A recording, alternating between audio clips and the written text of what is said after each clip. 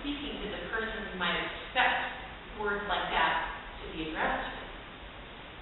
Talking to a young man, someone no older than Chris there who read the reading today. And Jeremiah responds, "Ah, Lord God, truly I do not know how to speak, for I am only a boy." But the Lord said to me, "Do not say I am only a boy, for you shall go to all to whom I send you, and you shall speak whatever I command you. Do not be afraid of them, for I am with you to deliver you." The young man, the prophet Jeremiah, responds the way a lot of us do when God calls us. No thank you, God. You are the creator and ruler of the universe, true, but I think in this one instance you'll probably mistake for really obvious reasons. Because I'm clearly too young, or too old, or too small, or too big. I am too busy or not busy enough. I am too poor or too wealthy or too distracted by my other concerns. God, I know you're great at everything, but you may want to rethink calling me.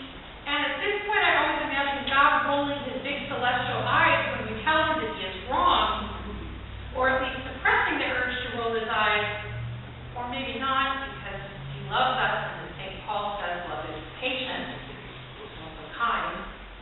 So in kindness, God does not roll his eyes, but gently directs and addresses our fear. What do we fear? Don't be afraid of the haters. I'll play with it. And God reaches down and touches Jeremiah, keeping his promise to provide all the tools he needs to do what he's called to do. I was thinking about that this week when I read about another young person who speaks with prophetic gifts far beyond what seems possible. Maybe you've heard about Greta Thunberg, a 16-year-old student from Sweden who's organizing protests around climate change. She has a round baby face, has plain straight braids, and she's been hanging out at the UN, talking to Christine Adamsborg. She met Jane Goodall, and she had lunch this week at Davos, like you do. All because she wrote a thoughtful, truthful essay about the reality of climate change, or her preferred term is climate crisis. And what I think is her understandable desire to have a livable biosphere when she is in her 70s. I cannot imagine how intimidated I would be to speak in front of the powerful people at the World Economic Forum, and frankly, speaking in front of people is part of how I make my living. But as I watched her speak clearly and calmly to some of the wealthiest and most influential people in the world, I couldn't help thinking about Jeremiah. She says, "I want you to feel the fear that I fear every day," she says, "and then I want you to act as you would in a crisis. I want you to act as if the house is on fire, because it is." Like every biblical prophet, she speaks clearly, directly, with the truth behind her, even though she is young, even though she has Asperger's, even though her parents' initial response to her activism is, "Kid, you are on your own." I watch Greta and I think, who am I to say that I am not adequate to God's call in my life?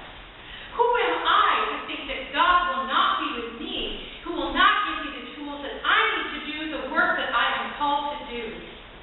Who am I to think that I am too small, or too big, or too young, or too old, or too anything else to do that which I am called to do? Indeed, who are any of us? Like Jeremiah, we have been given tremendous gifts to do this work.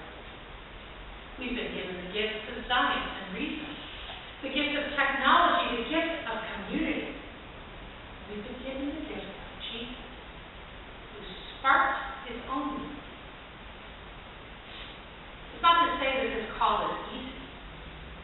Our gospel reading makes that clear. Who remembers, for example, before this morning, that Jesus' hometown nearly threw him over a cliff for speaking an unpopular view?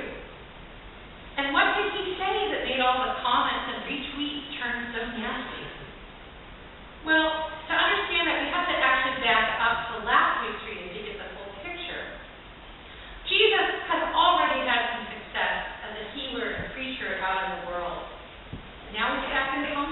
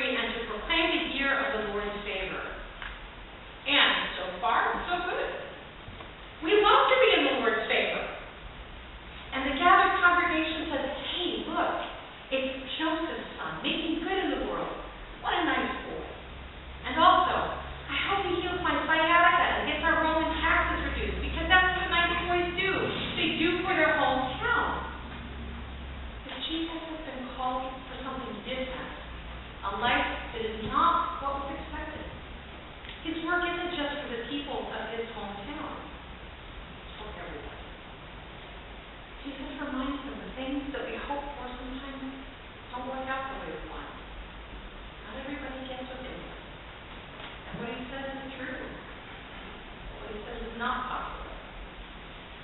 The crowd, which is made up of his neighbors, his babysitters growing up, graduating class, and parents' bridge partners, they're so enraged by having their expectations upturned, by having their native son give them a coup that he thinks he is worth, that they act out in rage and violence. It's what people did before they had the internet. I think about what young Greta Thunberg posted recently. For her courage, she has received accolades, true, but also death threats. And she writes, I am just a messenger, and yet I get all this hate. I am not saying anything new. I'm just saying what scientists have repeated for decades, and I agree with you. I'm too young to do this. We children shouldn't have to do this, but since almost no one is doing anything and our very future is at risk, we feel like we have to continue. God calls us where we are, not where we wish we were. Which brings me to Corinthians. Paul is not writing a letter of commendation to the young church in Corinth. He isn't sending them a letter saying, good job, we're going to do a case study and write a book about how successful your new church is. Paul is writing a letter to say, I heard things are not going so good. You guys need to drag together. But in the middle of all of Paul's very pointed criticism of this community, he says, listen, that's in the past. Let me show you a better way to do this. The part that's not in our reading begins, and now I will show you a more excellent way. And what does he give us? He says, it doesn't matter if you can speak 6 languages and you've got a PhD in computer science. It doesn't matter if you are the most accomplished prophet, the most accomplished fundraiser. It doesn't matter any of the things that you know and do if you do not have one thing at the center of it. And he describes so beautifully what it means to live a life of love. Not a sentimental love, not a love that is a feeling, but a love that is a practice. If you want to love, here's an ordinary, practical list of ways to do it. Practice patience. Practice kindness. Check your envy, your boastfulness. I have to check my arrogance and rudeness. Love doesn't insist on its own way. It's not irritable. It's not resentful. It doesn't rejoice when your enemies do bad. It rejoices when the truth emerges. It bears all things, believes all things, hopes all things,